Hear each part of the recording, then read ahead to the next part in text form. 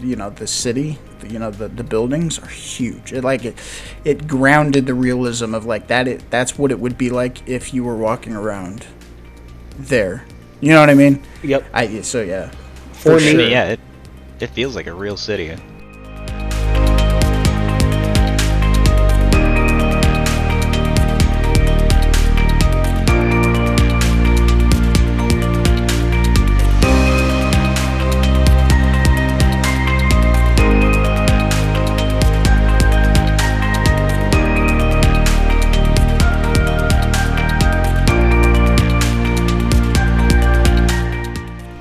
what's going on, everybody? Welcome back to another episode of the Citizens of Gaming podcast. I'm Tim. Hey, this is Josh. And I'm Brenden. All right, so since this is the last episode that we're going to do of the year, we decided that in true fashion, we're going to kind of wrap up this year with like an award, Citizens of Gaming Award Show, if you will. Of course, these games aren't actually going to get awards. It's just more of like us recognizing the games that we played over the past 12 months and kind of, I guess, the impact you would, if you will. Like, we have different categories for them. We'll kind of get more into that later. But, of course, we're going to start this off with news. The good old-fashioned news. Everybody's got to love news. Yep. They announced that the Splinter Cell remake was just today. They are remaking. People have been holding for that, huh? Yeah. I mean, well, so full disclosure, this got mentioned in our group chat a little earlier, and I hadn't seen it yet. Josh dropped it. It was like, remake of the original Splinter Cell, and I made the joke that it was going to be an open world sandbox where I'd have to climb towers and shit. So obviously, I meant it with cynicism, but I since read the article, and they have openly stated that they are not doing that. It's going to be a linear game, much like the older Splinter Cells. And I think they're just going to remake the first one from the ground up,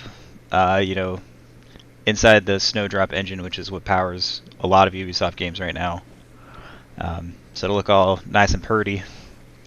And then they're staying true to the stealth action that Splinter Cell is known for, or at least that's what they're claiming. So we're at least at a good first step, but we're still a long ways away from seeing anything from it. And speaking of engines, Matrix teamed up with Unreal and released a little like demo / showcase of the Unreal Engine 5. I've played it. Yeah. Josh, I know you've played it. Brenden, have you played it yet? I haven't gotten around to it yet, unfortunately, but I do have it. I need to dig into it. It is absolutely gorgeous. You're on an island in what I'm assuming is portrayed as New York City, or at least Matrix version of New York City. And yes, the city in the Matrix. There's zero rendering issues, which means that like you don't see buildings kind of come into fruition in front of you. Like no pop in. You look out into the distance and you see the buildings and you see the detail in the buildings as well. You don't, as you know, some games when you get closer to these buildings, the textures for the buildings start to come together. No, in this showcase, in this demo, it's all there at a distance. Yeah. It's. I mean, I went through it quite a bit. It's absolutely impressive. Even the lighting, the lighting situation they have going for it is.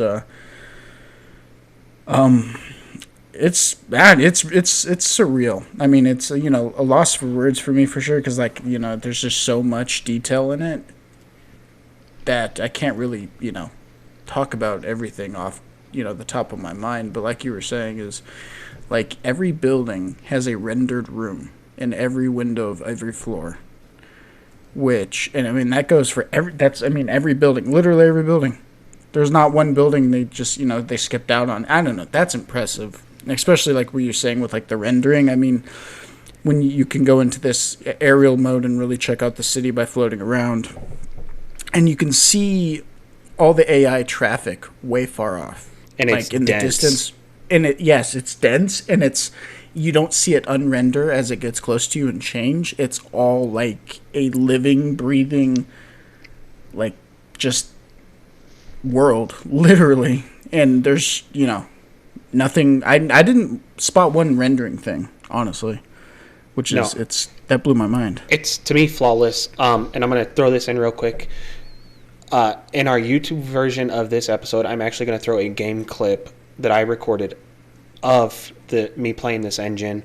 So if you're listening on Apple Podcasts, Spotify, or Facebook, go over to our YouTube and check it out. It's going to be a 30-second clip. It's absolutely amazing. It kind of captures like the pure beauty and everything that we're talking about. I don't think the video completely does it justice, but you're definitely going to see those things that we're talking about, where you don't see rendering issues off in the distance. You see the density of the traffic. You don't have any frame loss whatsoever. It's completely smooth. I highly suggest that you go over to our YouTube and you check out this, even if it's just this portion of the podcast, this episode, check out that video that I'm going to throw in it. I think the last bit of information coming to like my favoring of Assassin's Creed is for the news of what's going on. It got a crossover DLC between Valhalla and Odyssey, and Odyssey hasn't seen any DLC since probably a year and a half, a little bit longer maybe. It got some crossover content. Yeah, it got some crossover content with Valhalla, and they also announced a brand new Year 2 expansion. It's like Dawn of Ragnarok or something. Some massive Valhalla content where you play as Odin and all that stuff. So that's pretty exciting. Looking forward to that. I'm sure for any Assassin's Creed fans, that will be pretty cool. If you guys don't have any other news, we can jump right into the episode. Real quick. Okay. We mentioned it before. Activision Blizzard, currently in a shitstorm. We've discussed it before. I won't go into it again. But in response to Activision Blizzard's actions, a lot of employees have walked off the job. So they've essentially started protesting outside of their buildings and stuff and not gone to work. They've done a full worker stoppage. Which, I won't give my personal opinion on it or whatever. We don't want to get too political or radicalized or anything like that. But it is happening. As far as I know, they're still doing it. So they're... again, this will definitely be affecting games in the near future and in the immediate future, because there are literally people not working and fighting for their workers' rights. So yeah, just felt like we should update that since we have been touched on it mentioning before. Yeah. Yeah, and if more come out about it, we'll of course update as time goes on. Correct. But yeah, that's all I got. Cool. All right, so let's jump right into it. So like I said, today's going to be kind of like our version of a game award for games that we've played over the past year, and we kind of set some rules as to what it has to be. It's not going to be strictly games that have only come out in 2021. It's be games that we've physically played in 2021. Remasters do count if you've never played the remaster before. So like for me, for example, I've never played Mass Effect before, so playing Mass Effect now as a remaster, I could throw that onto my list, whereas Josh and Brenden couldn't, because they have played those 3 games prior to the remaster coming out this year. Correct. We've got 5 categories for our game awards, if you will. Before each one, Brendan's going to kind of break them down and introduce them, and then we will each jump into what game we would say would be the winner of that category, and kind of just talk for about us personally, specifically. Yes. This is strictly our views, our opinions of these games. Obviously, no one's endorsing it, backing it up. Nothing. This is strictly our opinions. We have definitely not been paid. We wish we have, though. Come on, Rockstar. Just keep praying. Yeah. But yeah, so go ahead and get started off. Roll right into it. Our first award is Best Art / Best art direction. And what that is basically, I mean, visually is obviously the short answer, but also how well that art is utilized throughout the game to make the game feel unique, with its, maybe just its setting, with, enemies, characters, everything, and how it makes that game feel like that game.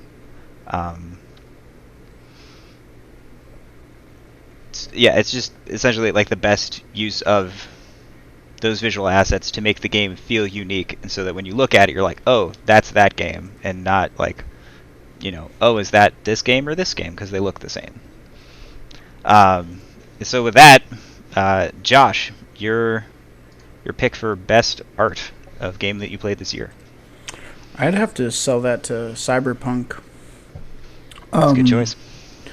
I mean, I've played a lot of games that are visually appealing, as we all have, but it's hard not to nowadays. For Cyberpunk, for me, it was just, the grand scope of like a cybernetic cyberpunk world with like, just the whole art style of the game with like, it was just surreal, right? Just in a surreal experience of like walking the streets and just seeing the whole like just artistic take on like the people, the designs, even like, just the buildings, the cars, everything. It for me really blew my mind in the sense of like, never did I think we would get a game that's like a combination of GTA and first person in such a real manner. And that atmospheric art, that, just the whole atmosphere of what, the art they put together for it, it's crazy. I mean, Brenden, you've played it, right? I mean, yep. Yeah. I played a lot of Cyberpunk. Yeah, yep. So at least for me, for sure, that has to take that takes the point, for sure. Yeah, I couldn't qualify Cyberpunk because I played it last year, so it didn't qualify for me for this year. But it was definitely my game of the year last year for sure. But yeah, it really does an amazing job, honestly, of making you feel like you are in this futuristic city with all of its grandeur and splendor and robot parts. Yeah. But yeah, it really does a tremendous job of all around. Even when you're like using the cyber deck and like hacking into people and stuff, that whole interface and like all the little stuff you have to do for that, really, again, just adds to feeling like you're in this, it's a believable future, more or less.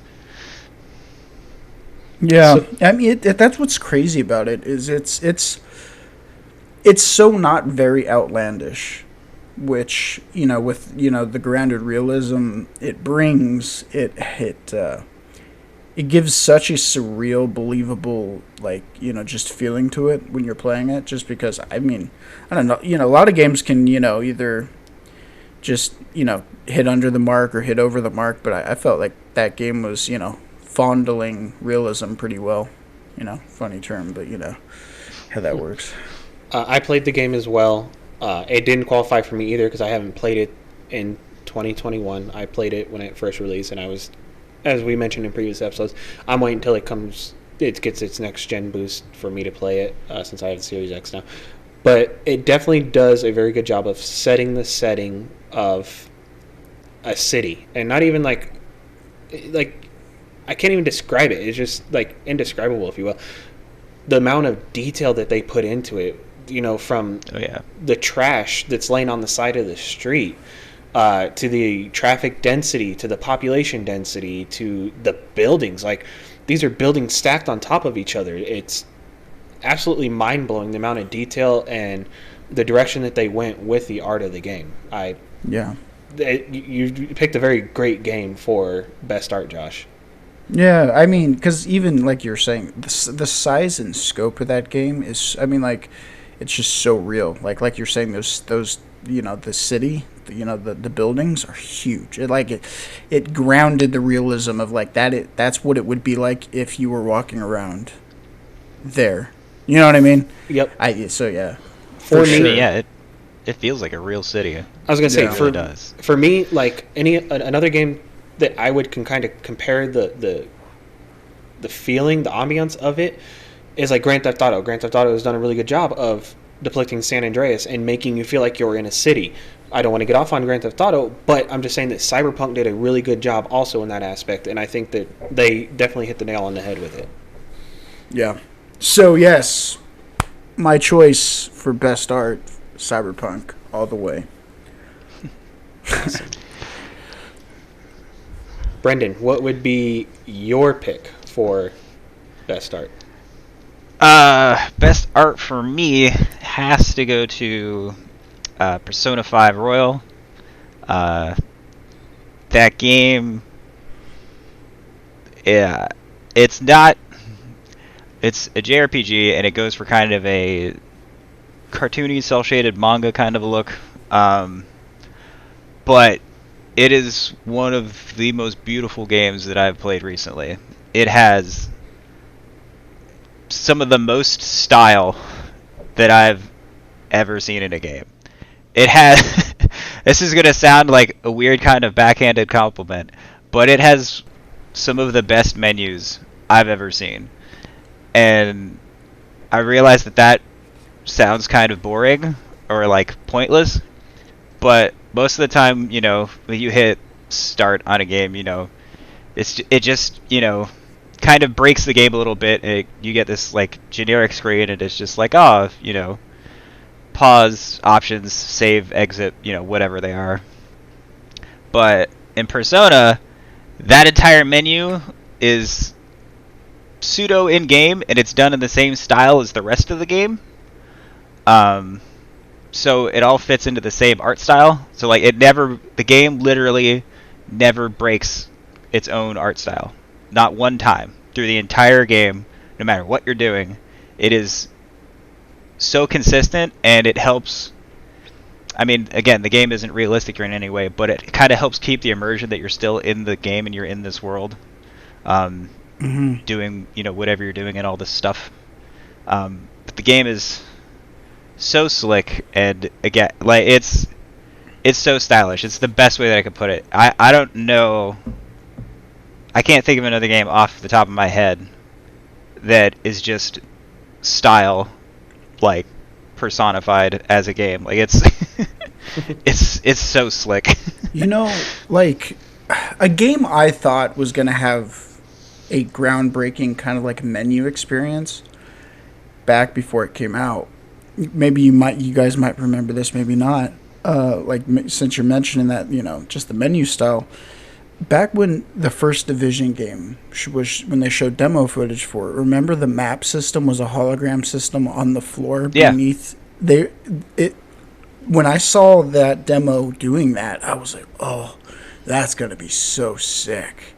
But they never did. Maybe they pulled back from doing that and just did a basic menu screen, which was kind of a bummer. But I felt like that could have really been sick.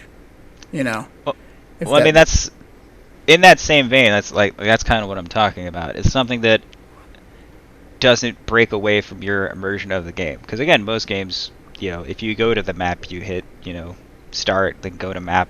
And then it just brings up kind of a generic flat map with a bunch of icons on it. Yeah. But again, in Persona, you hit start and literally everything is in the same font as the rest of the game. You see your main character stylized like he's looking through the menu, and he moves with the menu. So when you pick an option and it switches to that screen, he completely switches stances, he's now into this thing. So you hit start, and then he's off to the side, and then you go look at your party members, and so then he switches sides, he's looking at the party members deciding what to do. That's pretty cool. It's so smooth, and it's so stylish, and it looks like a manga, a Japanese comic book, put on screen in motion. Really? It looks so good. There's That's there cool. yeah, it's gorgeous. It really is. Like it floored me as I was going through it, because again, I was expecting like that art style to just, like most games, I was expecting the art style to just, drop at certain points because I went into a menu, or like, Yeah. oh, I've switched to a cinematic or what have you, but it never really breaks it. Not one time. That's pretty cool. That is neat. That's something I would like to see a lot of more games kind of adapt, is kind of like just a more, I mean, if you think about it, a lot of games are very basic with kind of the same old boring menu system that, Yeah. like you said, breaks the immersion of the game. But like, there's so many games out there that if they did adapt that type of, challenge, I guess you could say, or, just idea. Think of how many games you've played that if they had maybe something that was fitting for the game's experience, it could have really made the game way different, Yeah. I mean, there are games that are getting better about it. Like last year, Ghost of Tsushima, the PlayStation exclusive, found a very unique way to get around the typical open world like GPS issue. You open world games, you open a map, put a marker on it saying like, hey, this is where I want to go, and then the game would just like, draw a line on the ground or put a big arrow out in front of you and be like, go this way. Yeah. Ghost of Tsushima, what you do is you put the marker on the map, and then you move on the touchpad, and then the wind blows in the direction that you need to go. So now you know where you're going, but you don't need to like constantly look up the map, or there isn't this game-breaking like red arrow going across the ground and guiding you to where you go. So there are games getting better about it and finding new ways to do it, to help keep that immersion and that art style going, to keep you playing and stuff, keep you in the game. Rather than drawing your attention to some bold line running across the ground. Yeah. Yeah. There are a lot of games doing that now. Yeah. Or at least they're starting to. That's pretty cool. But anyway, that was my pick for best art. Tim, what about you, dude?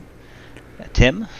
So the game that I would pick for best art would have to be Horizon Zero Dawn. I've kind of mentioned it in the past that I've been playing this game, and in my opinion, it is a very beautiful game. This game came out in 2017, and it was since released on PC in 2020. And working with, kind of the technology of the game and the time, they've really, I think, in my opinion, really hit that mark of realism as close as they possibly could for given the time period. Other than to say the game is absolutely beautiful, I don't know what else I can say about it. It's breathtaking. The scenes, like the scenery, looking at mountains, looking over across fields, even the weather in it is actually really good. Like when it rains, you definitely feel like you're a part of that game, and it's raining on you, physically on you as a person. It's really just done a good job of capturing that ambiance of this open world RPG, post-apocalyptic, if you will. It's just a beautiful game, and that's why I picked best art for me. Brenden, I know you've played it, right?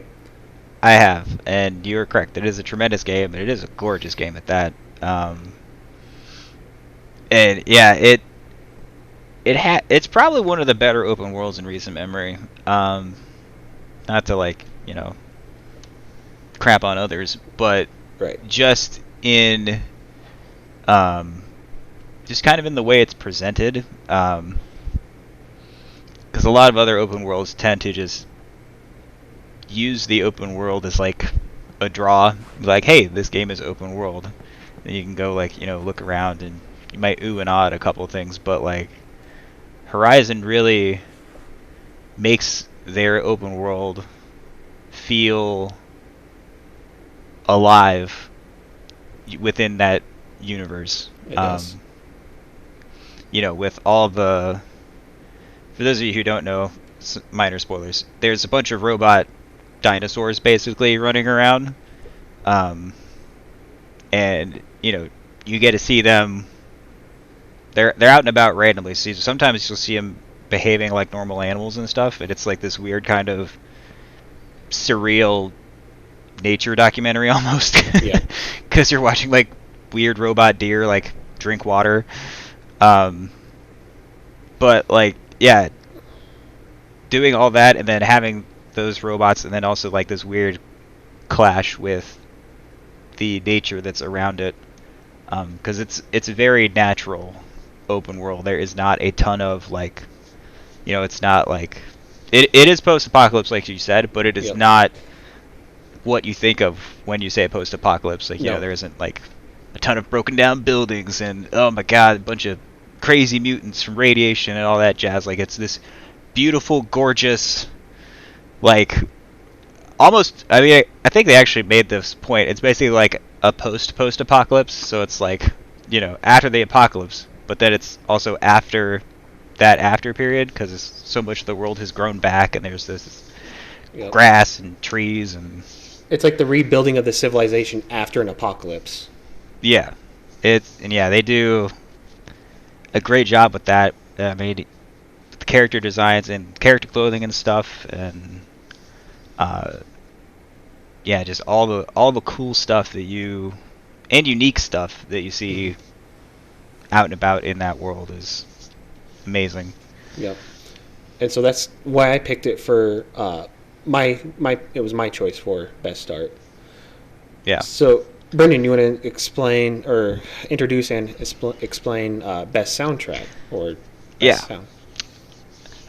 So next one is best soundtrack, which again is overall music in a game, not just one song or a couple songs. It needs to be the music for the whole game, beginning to end, all the ups and downs of it, and what all the good stuff basically. And it could be licensed, like songs you would hear on the radio or whatever, or it could be a purely original score. And yes, it's really just the best overall music in a game. So Josh, with that in mind, shoot, what is your best soundtrack for the year? Well, it was a close. I had two games in mind, and I originally was going to go with Cyberpunk just because the whole Cyberpunk music. Yeah. Soundtracks they had rolling through that were pretty heavy. They hit. It was just kind of like just really grounded the game, like we were talking earlier. But I think for me, what I have to choose that just hits better and just with the nostalgia of it was Halo Infinite soundtrack, with the combination of Halo 3's iconic stuff and what do you call it, reaches. It was just, they brought the collage of like all the greatest just cinematic music into Infinite, and it just hits for me. So I have to choose Halo Infinite for best music. That's just where it for sure hits. It just does. It's a great pick. I mean, Halo. There is no bad Halo soundtrack. There isn't. not one damn bit. That was the goosebumps for sure when that. Yeah. It's also good. Yeah. Go ahead, Brenden. You get the typical Halo theme for Halo Infinite. They changed it up a bit, but it's still the same general theme. But then, it does a good job of throwing in some nostalgia, little bits of nostalgia into some other parts of the music, and Halo knows when to bring it, especially during like the action scenes and stuff, and the music that's playing when you're in the middle of a firefight. Yeah. I maintain what I said. There is not a bad Halo soundtrack. Yeah, see, like, I think the one that really hit for me was, the Halo, that iconic scene in Halo 3 when Chief is on the Pelicans and you're on, I believe you're on, I forget where you are. I don't know if you're on, what is that? It's like you're on a Forerunner facility. It's not a ring, but I think it's one of the Ark or something. I don't remember. Yeah, the Ark. The Ark. The Ark. That scene where you're in the Pelicans and that iconic music hits when, Chief's, staring out the back at the other Pelicans. They did that in one of the scenes in Infinite without, throwing spoilers out there, with a similar setting to that, and that hit. I was just like, oh, like, okay, I feel that. That's a nice touch, Yeah.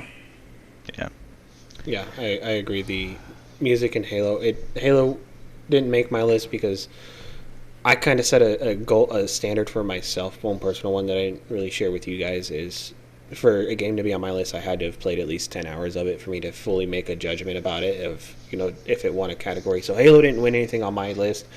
That's but fair. What I played of it, I'd have to absolutely agree, Josh. Great soundtrack for the little bits that I've tasted of having played it for a couple hours. Yeah, I mean, because even like, cause you played a bit of the multiplayer and the startup music for like when you're launching the game, you hear it there when you're starting it up. So I mean, it's definitely very dominant when you hear it, and you're just like, oh wow, okay, I feel this, Yep. So, what about you, Brenden? What would you For have to me, Halo Infinite would have been it. pick? Would have been. Would have been had I not played Persona 5 Royal. Okay. There is an insane amount of music in Persona 5 Royal. Like you can go look at like the soundtrack for Persona 5 and Persona 5 Royal, and it's like well over 100 tracks. Like they have a ton of music in that game. But since the game is very heavily scripted, they know when to put what music where. So every little song they put in, every little ditty hits right at the right moment, at the right time, and it fits the scene, and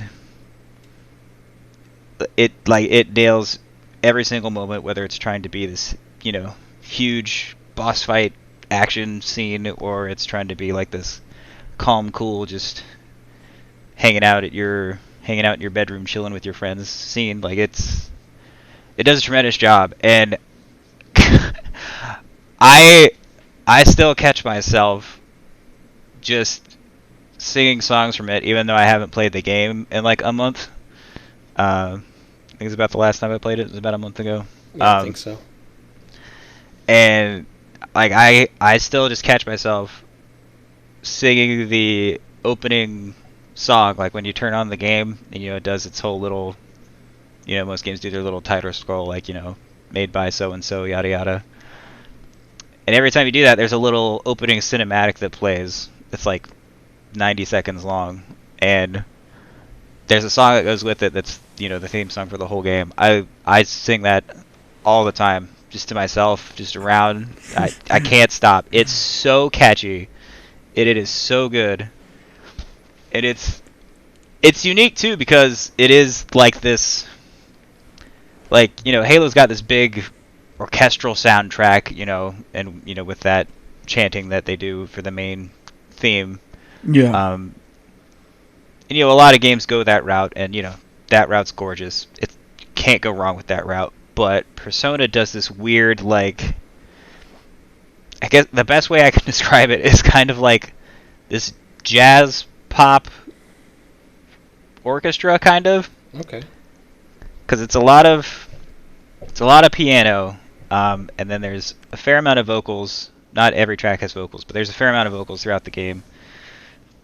And then occasionally, just bust in with some like orchestral stuff. Like, there's a lot of violin in a fair amount of the songs and stuff like that, and it's so catchy. And I mean, even aside from the main theme song, I catch myself just like standing around at work, and then I just start hearing one of the songs in my head, and I just start moving to it, because it's catchy. Like it's so infectious. So cool. it's so infectious and it's so good.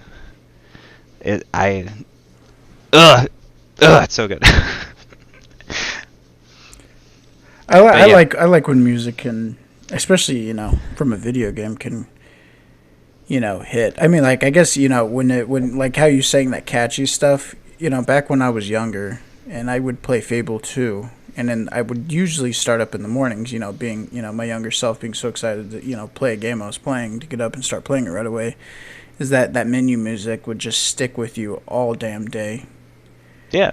And you're just like finding yourself kind of like just like, oh yeah, kind of like you're saying, Yeah. you're just vibing with it, kind of like dancing with it. And Yeah, Yeah. like it's Persona 5 Royal's music. I mean, a lot of the bigger tracks are very like catchy, toe tapping, and again, it's like this weird fusion of like jazz and pop and a little bit of orchestra. Like it's so unique as well. Like, again, not trying to like crap on other people's music or anything like that, but like it's just so different and so kind of out there, but at the same time works so well. It just every time it just catches me, and I catch myself thinking about it. I just start toe tapping and feeling it. It's amazing. I love it. I really do. That's awesome. that is pretty cool. I like that. So Tim, your best soundtrack for the year. So I'm going to start off by saying, because I haven't really played a lot of games this year, Warzone definitely consumed most of my year of games. No, Warzone is not on any of my categories for this list. Nor should it be. Should never be. But I did go with Forza Horizon 5 as best soundtrack. The reason that I went with that one is, A, because it's like the only game that I found that I played this year that I enjoyed the soundtrack to. Not saying I didn't enjoy any of the other ones. It's just when you're driving in the cars, the way that they've selected the music for the song for the game, it makes you want to drive fast. It kind of pumps that into you of like that want to drive around and rip through the sand dunes or climb up the volcano. It's that music does a good job of tying in that game and giving you that experience of driving the cars. I feel Yeah, it that. really does. Yeah, I feel that a lot. It is because, like like you said, the different settings, like because how there's throughout the entirety of that map, there's different biomes, and Yep. in each biome, the music adapts to an interesting take that somehow like just amps you up for that setting. Yeah. Which is Absolutely. that's pretty damn unique, It is. I think. It is something that, I mean, especially the last few Forza Horizons that they've done is, I mean, one, they picked a good selection of music for all the radio stations. Yeah.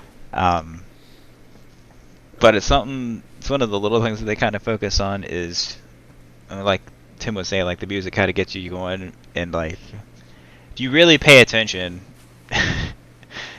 during some of like the longer races where it might go 5 minutes or a little more than that or whatever, you notice that the song just kind of repeats on a loop and it won't switch songs. I never noticed that. Yeah, no, it totally does it, but it does it for a purpose, and that purpose is to keep like kind of like the high points of the song together and to also not like break your focus. Makes sense. Yeah, I guess it So- would make sense. You're in the you're You're in the zone. deep into the It's race, keeping and you all of a there. sudden it just changes hard, and you're like, wait, what? Yeah, so it does this cool thing where it does that, and then typically when you finish a race too, like you hit the finish line, and then it goes a little quiet, and then as it's loading up the like finish screen and putting up your time and whatever, and then as soon as it does that, it re-pops back into like a high point of the song, like just kind of like, I mean, I guess I guess you could say one of the better parts of the song, like where the song is like definitely at like its high point, like maybe like right when the guitar solo starts. So like right as you finish the race, it's like a celebratory guitar solo almost. Okay. I mean, if you're on the rock station anyway, I guess I Yeah. should say. Don't get that if you're on the fucking techno station. Right. But it's gonna do something similar. Yeah. But I mean, it does that for all of them. I mean, the rap, like, rap station, it'll like save it for like, a beat drop or some shit like that. Yeah. There's a lot of subtle things that Forza Horizon does that plays with the songs and stuff like that that really add to how good that soundtrack is, but also add to a lot of smaller moments in the game that kind of really give them a little extra punch. Yeah. Absolutely. So I feel that. That's why I picked it. They definitely did a great job selecting the music, and that It's the good music definitely keeps you focused and keeps you wanting to drive the cars as they've intended you to drive the cars in the game. So Brenden, why don't you introduce us and explain the next category? Yeah. So next, bit of a change of pace. We're gonna do best ongoing game, and what that means is something that got released previously the past few years, but is still being updated and getting new content, getting fixes, getting patches, new game modes, what have you, and something that we are still playing this year currently, like something that we have still been playing this year. And no, go ahead, Tim. I was just gonna say, and Grand Theft Auto 5 does not qualify. They need to let that game go and give us something new now. GTA Online specifically. I mean, technically it would qualify, but none of us picked it. It would qualify, and ironically, it did just get DLC. Yeah, they did just drop that contract thing or whatever. Yeah, but anyway. So it's about games that are, again, can be several years old, but are still being played actively, or games that we're still actively playing that are still receiving content and updates and stuff like that. So with that in mind, Josh, what is your pick for your best ongoing game of this year? So we're going to switch gears real quick, and I'm actually going to take the lead on this one. Oh, my bad. No, it's all good. It's all good. The game that I'm actually going to go with is American Truck Simulator. I've mentioned it in the past. I brought this game up when we were talking about the news and how they're have two states in development. The reason I went with them is because SCS Software, again, the company that makes these games, because they make American Truck Simulator and Euro Truck Simulator, and they kind of work on both of them very intently. They really put resources into both of them.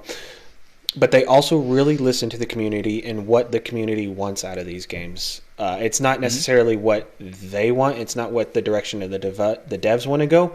They really listen to what the community wants. I think the states, they kind of do what they want. They probably have a roadmap of how the states are lined out. But I would imagine. As far as like other content, new trucks, they brought in ownable trailers. So when the game was initially released, you could own a truck, but you couldn't own a trailer. You would have to go to, their what they considered a Walmart or like a docking yard and pick up a trailer and then drive it to the next destination. Now you can purchase a trailer and then you go and get it loaded and then you drive to the next place, drop off the cargo, and then you find another contract.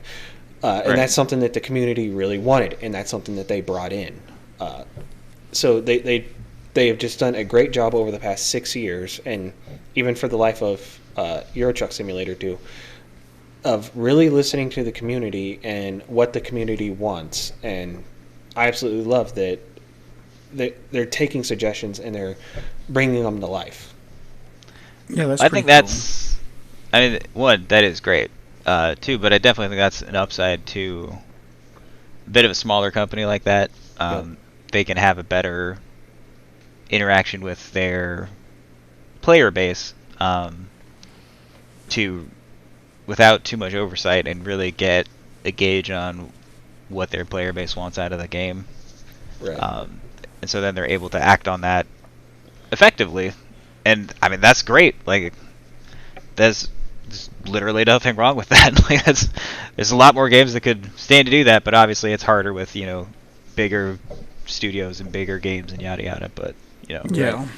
That's unique. That's when it comes to like games like that, I feel like they go under the radar. I mean, maybe not so much for a lot of PC players, but just in the gaming community, I feel like.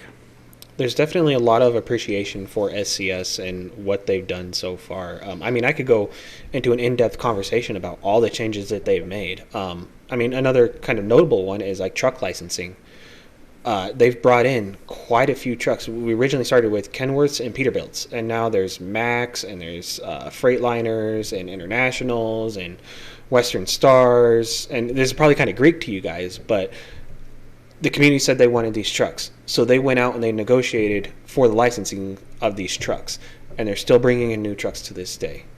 Oh, that's pretty neat. Okay. It is. I mean, again, that's awesome. Again, that's what you want. Community and yeah, especially in something like that is kind of.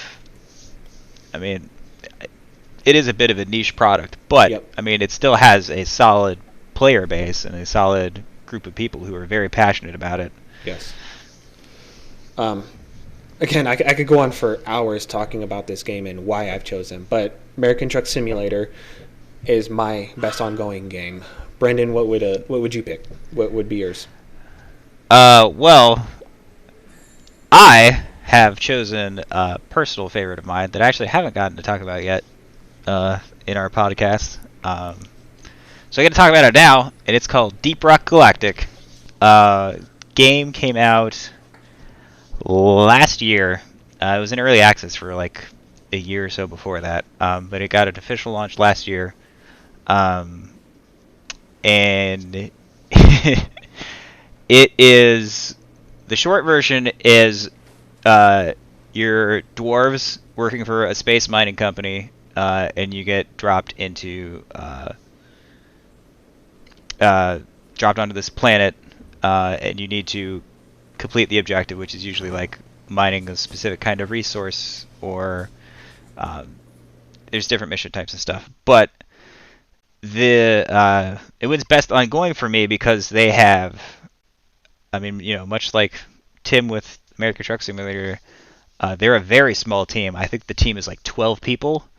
But since launch, they added, they've added the normal stuff that you would expect, like new skins, new cosmetic stuff, some of which are free, some of which are paid, most of which are like free and earnable with in-game currency. And then they recently just added like a season pass system. They also added new mission types. They added new biomes. And they reworked a bunch of the older biomes to make them more unique, because the game has I think there's like 8 or 9 different biomes, and a couple of them felt really samey, but they reworked a bunch of them now. So now pretty much every time you drop into a different biome, it feels like, oh, I'm in the crystalline caverns, because you can basically tell from like when you land, even if you forgot what you were at, or like, oh, I'm in the sand. I forget what the sand one was called, but honestly, the new mission type they added to is one of my favorite things. It's they took it off of another mission type because it's one that people didn't really like, and then they added this one. So the other one's still there, but it just doesn't come up as much. But this new one comes up a fair bit. You have to build these pipes out to get to these little refinery sites or whatever. And so you build out the pipes, but they basically turn into like mini roller coasters, and then you get a grind on them to get back and forth from spot to spot, and it's just so incredibly entertaining. But yeah, they've just added so much into the game since early access and since the official launch last year. And they've never done anything to hurt the game, and I genuinely cannot say that I've ever had a bad time playing Deep Rock Galactic. The game is so much fun. That's pretty cool. That's a fair assessment. I like that. Definitely see why you'd pick that one. It's It's a joy. And one of the few games where you can get drunk on purpose. All right. You even unlock beer. It's the best. There's a bunch of goofy beers you can unlock if you find the right stuff. It's hilarious. That's pretty rad. I like that. Yeah, it's cool. Yeah, it's a lot of fun. I had it on PC, and then a buddy of mine, I picked it up on Xbox, and a buddy of mine really got into it a couple times over the year. And it's just a hoot. It's a blast. I don't think I've ever had a bad time playing Deep Rock. Obviously, it's definitely been some like really exciting times and some kind of like okay times, but never had a bad time playing Deep Rock. Always a laugh, always enjoyable. It's great. That's awesome. Yeah, that's my pick for best ongoing game. And then since Tim already did his, yep. Josh, what is your pick for best ongoing game?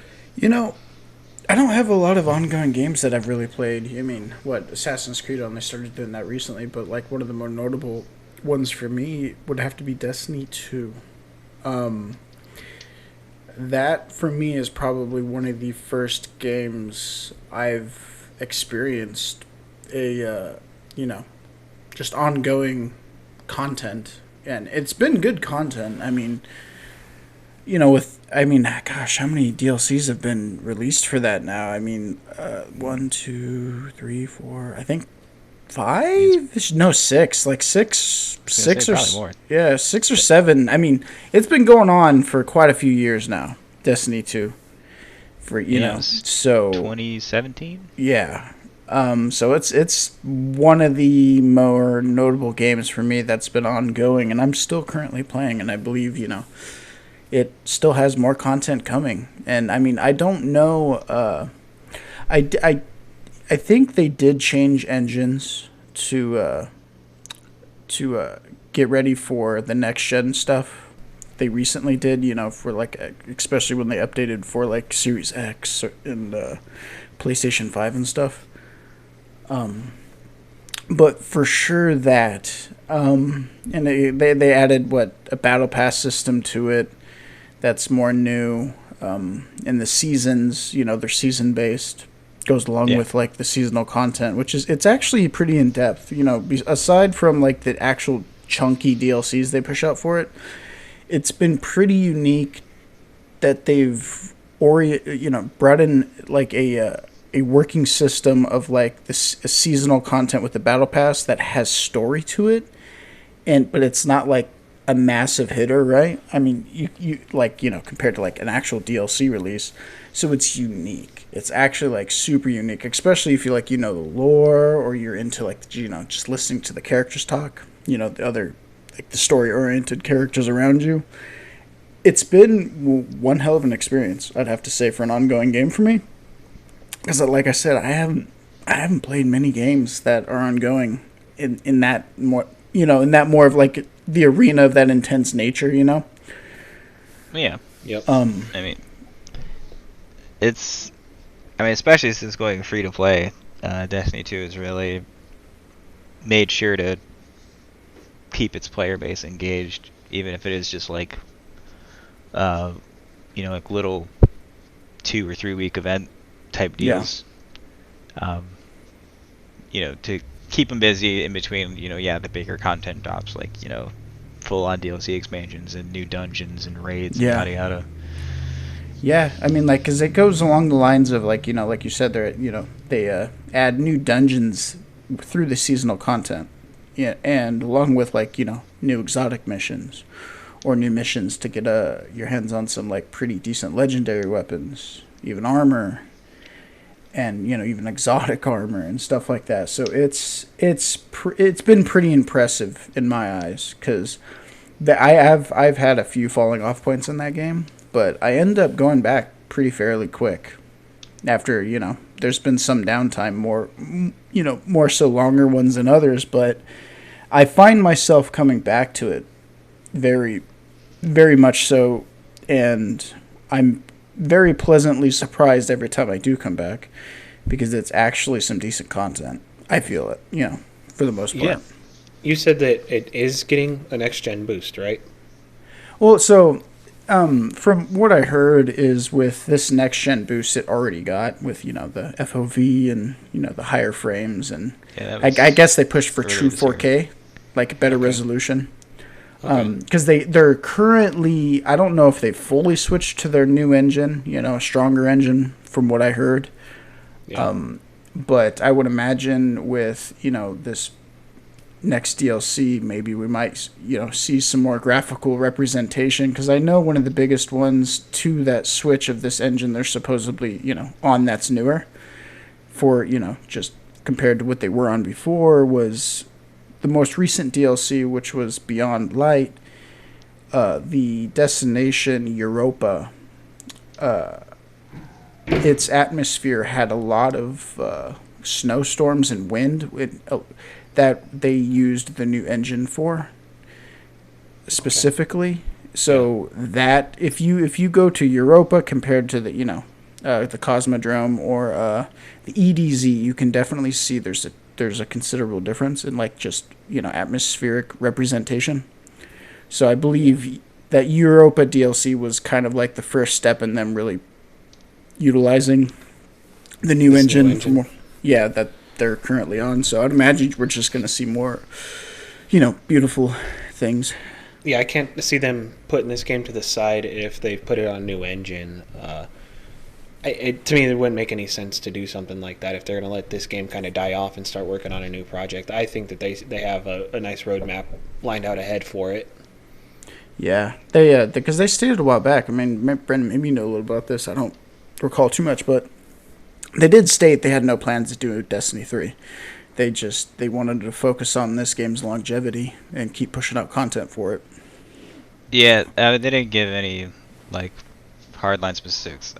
Destiny 3 will probably happen at some point, but like they're not working on it right now. Like they still have every intention of carrying this game on for at least the next 3 to 4 years would be my guess. Yeah.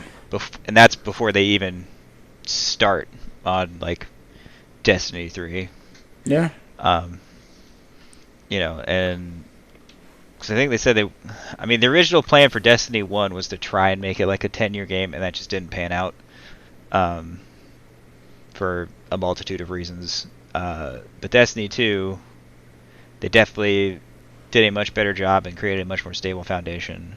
And they know that, and especially now that it's free to play and that it's on everything, you can really... Yeah. It definitely feels a much more stable foundation to try and keep this going until they have some real serious breakthroughs of some kind that warrant Destiny 3. Well, yeah, they even changed the startup for it. I mean, because, they kind of phased out Destiny 1. And with how Destiny 2 is, they changed up the new character startup for all new incoming players to give them that gosh, what's the best word for it? The beginning experience you had when you played Destiny 1, which is what you would experience when you're playing Destiny 2, is what they brought over from that. But we mentioned that in our Destiny episode that they brought in that first mission from Destiny 1 into D2. Yeah, to kind of better cater to the new players, since this is obviously, their their flagship game that they're carrying on for a few years now. So, it makes sense that they would do that, and especially with them pulling content and whatnot. And, but for sure, that would have to be my choice, because there's not other games that I've really... It's a good choice. Found myself playing for this damn long, Yeah. All right, so I think that's going to wrap it up for this episode. Thanks. Bye, guys. No, I'm just kidding. Anyways, dude, thanks dude, I was like, alrighty then, bro. What the hell? We've done this take like 3 times now. I'm completely butchering this. Anyways, thank you guys so much for listening. We really do appreciate it. Stay tuned for part 2 of the Citizens Gaming Award Show. Thank you guys, and we'll see you next time. Later, guys. Thanks for listening.